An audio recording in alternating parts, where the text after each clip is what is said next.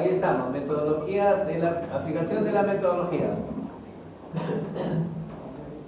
Problema 1 nos dice que un transformador de corriente tiene las siguientes características. Este es muy simple, no lo leen. Vamos a un problemita simple que tengamos por acá. Dice, a una distancia de 25 metros se halla la carga de un transformador de corriente con una relación del primario a 1 amperio. Se utiliza un cable de 2.5 milímetros cuadrados. El consumo de los aparatos es 1 amperímetro, un registrador de potencia, un contador de corriente trifásico, y entonces allá los burden y la potencia nominal. Entonces las líneas. En las líneas nos dice la potencia aparente en la línea es igual, ida y vuelta, 2 veces por la resistividad de la línea, por la longitud de la línea sobre la sección transversal. La resistencia, ¿no es cierto?, es ρ por L sobre A. ¿No es cierto?, por la corriente secundaria al cuadrado. Entonces reemplazamos los datos y acá tenemos punto 3508 por ampere, que está consumiendo la línea. Luego decimos, como ya tenemos las potencias, los VA, decimos, tengo punto 35 más la suma de estos, que son las cargas que deben ser conectados, entonces acá tenemos 8.1508 por ampere. Aplicamos a ese 15% y tenemos cerca, casi a 10, entonces nos vamos a la potencia normalizada, que es 10 por ampere. En la parte final de esta aplicación están las tablas. Como ven, es muy simple, ¿no? Poner una formulita, sacar los voltios amperios, sumar lo que ya tienes en tabla y ya tienes el resultado. El 3 también es igual a la longitud, es muy similar. Problema 4. El problema 4 es para un sumador de, vimos un gráfico hacia arriba donde teníamos un transformador de 400, otro de 600 y 1000, y quieres totalizarlo con un transformador de 2000. El problema 5. Calcular el burden para un transformador alimentador por un cable de 4 milímetros cuadrados de HW de cobre con 15 metros de longitud total, o sea, ida y vuelta 15 metros. El transformador de corrientes, corriente primaria a 5 amperios, a 60 Hz. Calculamos la resistencia del cobre, como es ida y vuelta, y decimos que es 15 metros, o sea, ρ por L sobre A, ¿no es cierto? ρ por L sobre A. Entonces ahí tenemos la resistencia total va a ser igual a la resistencia del batímetro más vatorímetro más la resistencia del batímetro más la resistencia del amperímetro. Acá tenemos las resistencias, lo sumamos y ya tenemos la resistencia total. Una vez que tenemos la resistencia total, decimos la potencia es resistencia por corriente al cuadrado. Y ya tenemos los vatios, ¿cierto? En la parte reactiva decimos la X, pero por acá debe estar la tabla, ¿no? Acá tenemos las resistencias e inductancias, ¿no? Entonces decimos la potencia reactiva es igual a la reactancia por la corriente al cuadrado. Entonces acá tenemos las reactancias que lo tenemos acá, ¿ven? Sumamos las reactancias, lo multiplicamos por 2πf y ya tenemos la reactancia inductiva. Esta reactancia lo multiplicamos por, son 5 amperios, ¿no? Por 25 y ya tenemos los voltios amperios reactivos. Y entonces P más JQ sacamos la potencia aparente total. Entonces decimos ahora, por seguridad hacemos 6.684 por 1.15 y vamos a encontrar que 10 volamperes es la carga nominal. Si quiero yo saber cuántos ohmios son, entonces digo la Z total va a ser igual a la potencia aparente entre la corriente al cuadrado y ahí tengo la resistencia, o sea la impedancia, ¿no? O sea la impedancia en ohmios del equipo.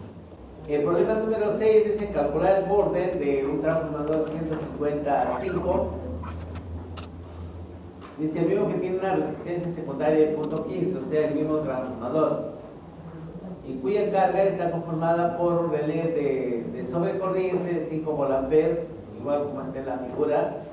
Se conecta por medio de un cable 4 milímetros cuadrados, 50 metros de distancia. Entonces igual, ¿no? Calculamos la resistencia del cobre como no dice que es, me dice distancia, entonces digo desde el transformador hasta el otro lado son 50 metros, entonces ida y vuelta son 100, por eso ponemos acá 2 veces. Después calculamos la potencia aparente y ya tenemos la sumatoria y acá tenemos el total. Como es necesario calcular la resistencia también, calculamos la resistencia y tenemos que la R total lo tenemos acá. Luego los burden, podemos darle potencia aparente. Luego esta potencia aparente esta es la calculada, ¿no? Le tenemos que multiplicar por un factor de seguridad de 15%. Luego tenemos que obviamente más de 20, pero menos de 25 y cogemos 25. En cuanto a resistencia también lo tenemos acá. Acá ya tenemos un ejemplo un poquito más trabajado, ¿no? Ahí está resuelto, pero tiene exactamente la misma metodología. Lo que tendría que indicarles acá es lo siguiente. Yo tengo un relé diferencial. O sea, como no he estudiado protección, entonces no me interesa qué es lo que hay adentro. Lo que me interesa es que cuando yo analizo acá, esto lo abro. Esto está abierto. Y cuando yo analizo acá, esto está abierto. ¿De acuerdo? Entonces acá voy a tener, por ejemplo, una tensión, acá voy a tener una corriente. En este caso voy a seleccionar una corriente de 5 amperios. Y acá también voy a tener una corriente de 5 amperios.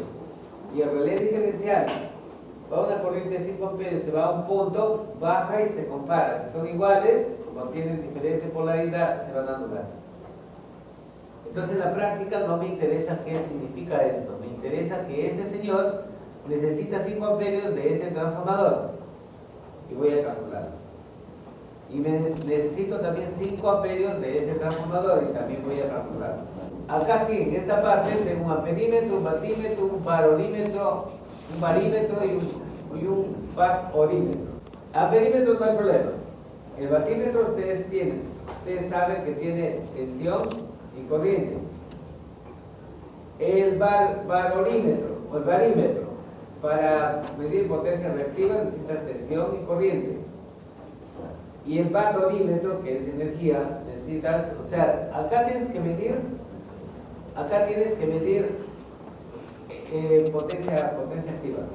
Barorímetro, o sea, los vatios en el tiempo. Entonces tengo que tener cuidado porque el DC tiene que alimentar a todos estos.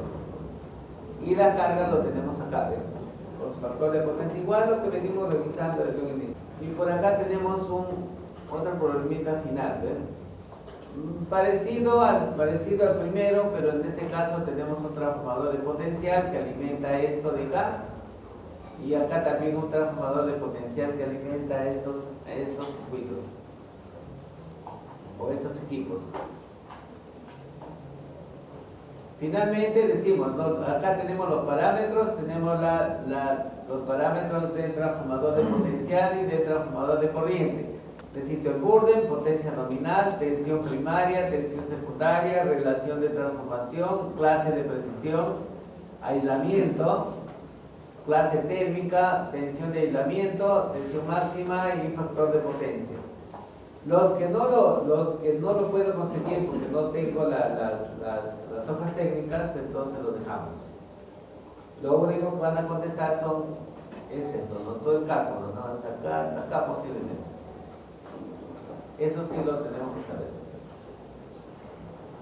Ahora vamos a pasar a ver las hojas técnicas. Bueno, hacia abajo también viene bibliografía.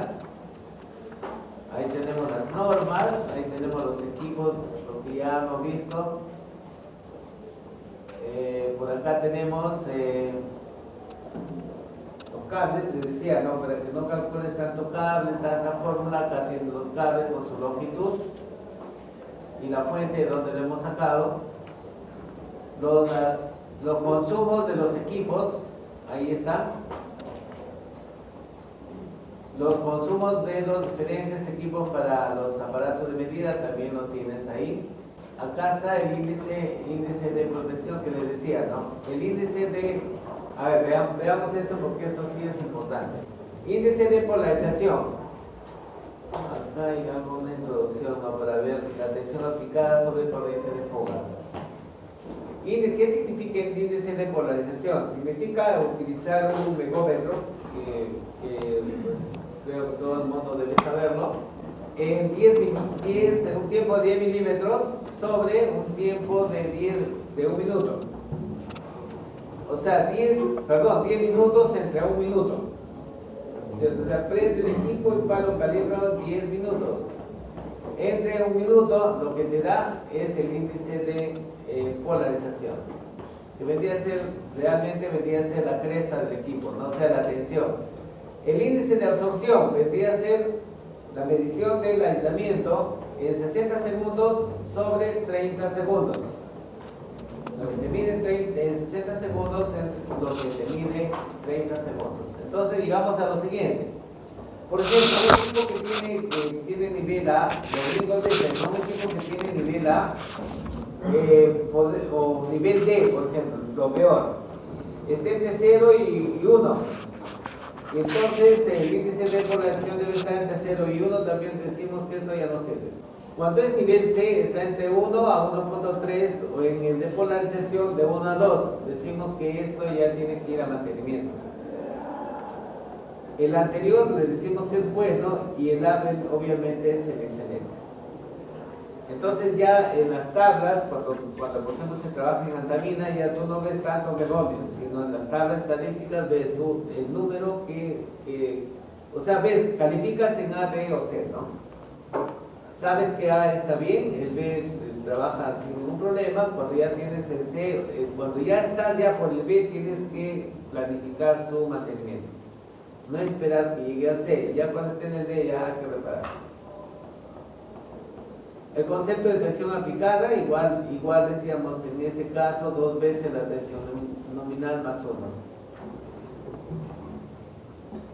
La tensión de impulso también todo bajo norma ITT.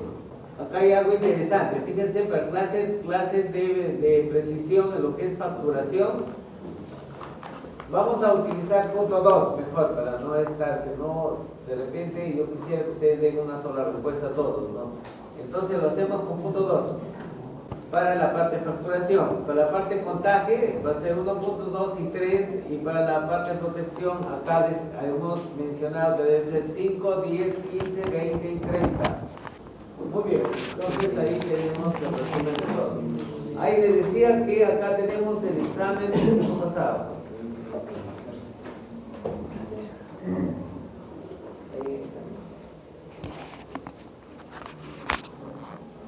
Y ahí está el cálculo, o sea, ustedes me van a dar esta tabla, ¿ven?